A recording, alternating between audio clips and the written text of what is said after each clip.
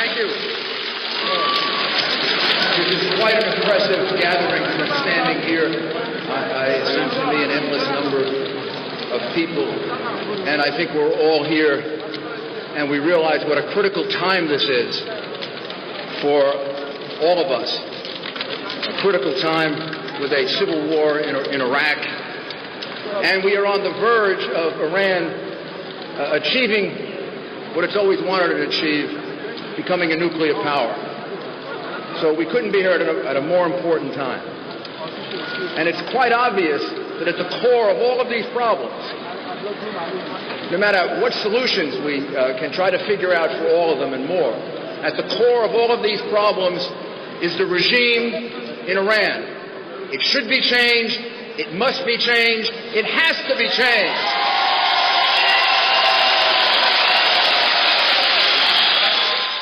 In Egypt and Libya, the alternative to regime change was not clear.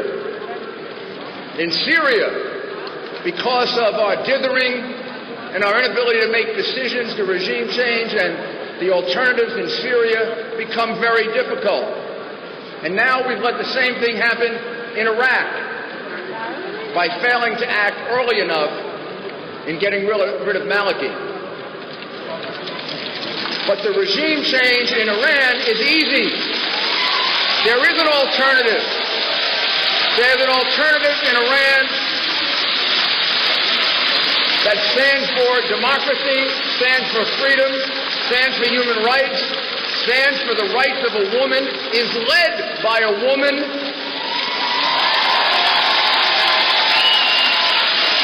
and most importantly, at this time in our history, it stands for a non-nuclear Iran, and that is, of course, the MEK and Madam Rajavi.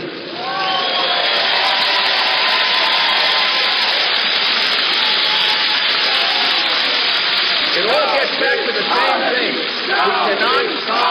We cannot solve the problem in Iraq without solving the problem in Iran. And the same thing is true with the negotiations for a nuclear-free Iran. Please remember that until the interim agreement, the whole struggle was to keep Iran from having nuclear capacity, any form of nuclear capacity. Iran does not need the peaceful use of nuclear power. It's being recognized as allowing them to have the peaceful use of nuclear power, and then they want to do to us what they did to us before in 2003 and 2005. They want to cheat. They want to fool us again. Remember, we went through this before. They promised they weren't going to enrich uranium. And then they were caught red-handed 3 times enriching uranium. Who was in charge of that program for Iran? Rouhani, the reformer, who brags about it in his memoirs, that he fooled us, that he cheated us, that he lied to us. And who caught him? Who caught him in his lies? You did, the MEK.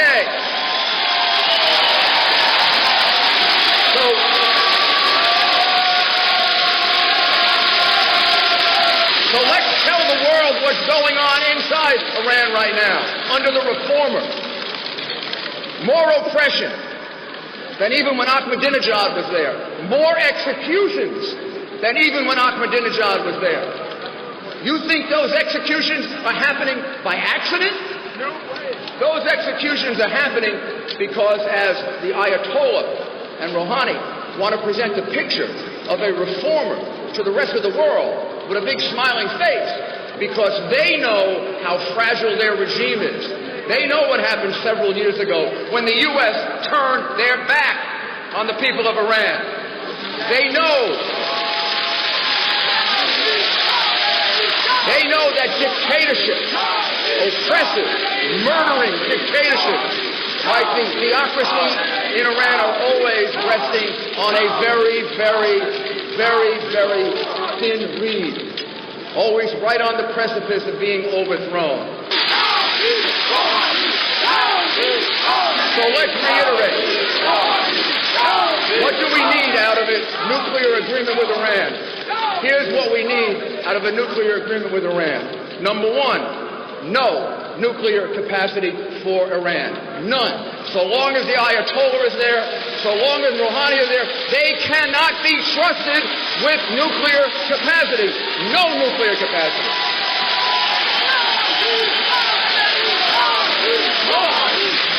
Inspections at any and all times, and never ever, for any reason, never ever, in any negotiation, for any reason, give up the principle of regime change in Iran, because ultimately it's the only solution. Last thought.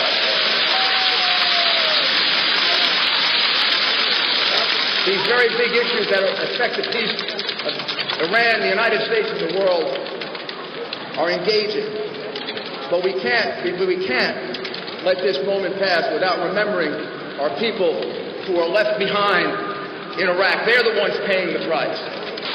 So to the people at liberty, please understand, we are here for you. We remember you. We will fight for you.